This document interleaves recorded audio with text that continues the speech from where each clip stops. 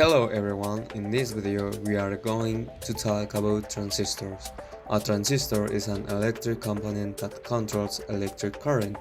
We work with two types, NPN and PNP. The main difference is the direction of the current. In the NPN transistor, current flows from the collector to the emitter. In the PNP transistor, current flows in the opposite directions, from the emitter to the collector. We connect both transistors and measure how the current in the collector and in the base change. Let's start with the NPN transistor, the BC548 in the common emitter configuration. The emitter is the shared terminal between the input and output circuits.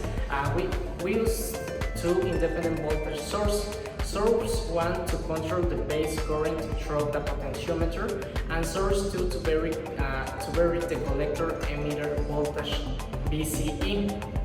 We perform three measurement series, each with a fixed base current 20, 40, and 60 microamperes.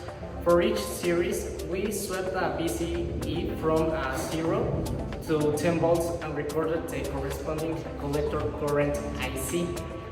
Looking at the family of curves, we count two of the three regions in the saturation region where BC is less than about 0.2 volts.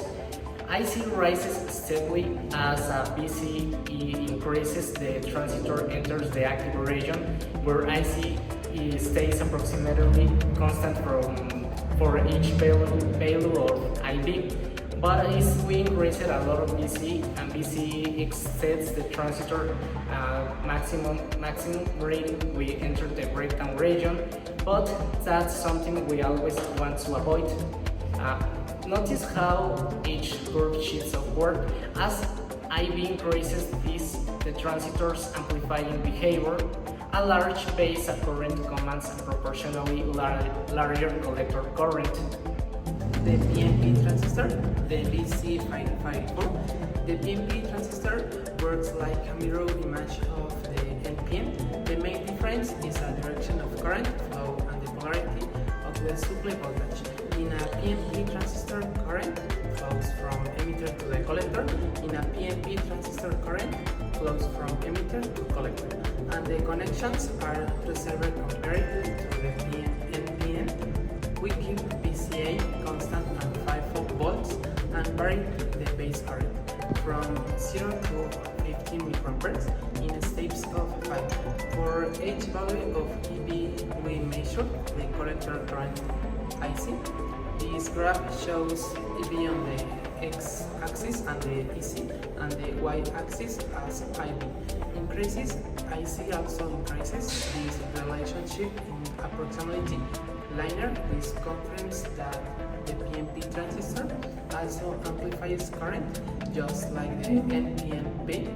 We also built a family of output curves for the PNP by sweeping BCA while keeping AB fixed. The shape of these curves is like the NPN family, a step rise in the saturation region followed by flat activation.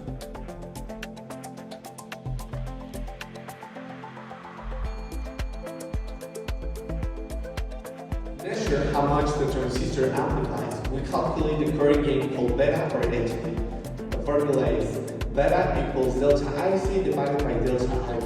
We selected 2 points from the active region. At IB equals 20 microamperes, IC was 4.59 milliamperes. At IB equals 40 microamperes, IC was 9.16 milliamperes. So, delta IC equals 9.16 minus 4.59, which gives us 4.57 milliamperes. Delta IB equals 40 minus 20, which is 20 microamperes. Therefore, beta equals 4.57 milliamperes divided by 20 microamperes, which gives us 228.5 beta value. According to the datasheet, the BC558 has a typical beta between 110 and 800. Our result falls well within this range, which confirms that our measurements are consistent with the specifications.